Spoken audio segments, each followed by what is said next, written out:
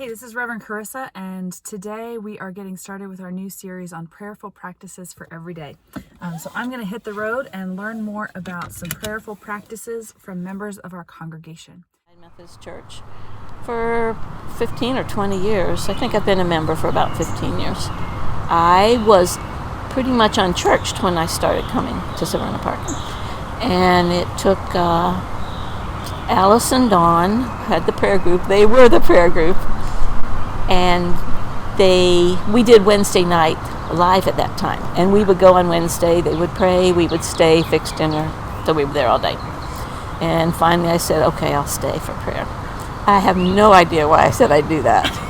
But I did, and they were very patient. And so it's probably been 12, 14 years. It was just the three of us in the chapel every Wednesday morning. And we would go through the lists. We had various lists at that time. And we have sort of the same format now, except it's all organized ahead of time. And we have well over 500 names on the list now. I pray first thing in the morning. Sometimes I'm in a hurry, and I have to admit it's a quick prayer. But when I can, I walk my neighborhood in the morning. When it's first light, I'm all by myself.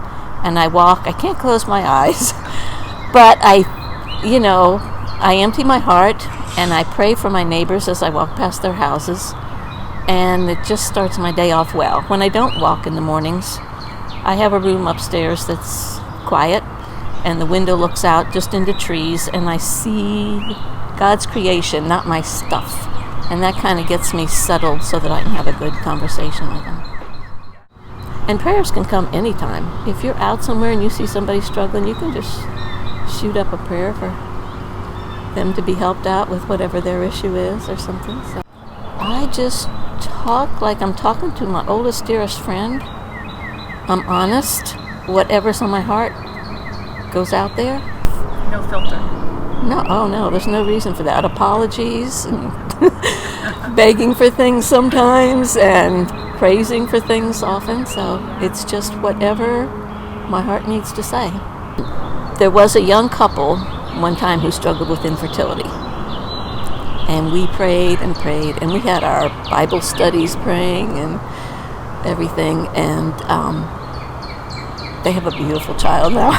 So it was really, really meaningful. There was a time, I hadn't thought about this ahead of time, when we prayed the wrong thing.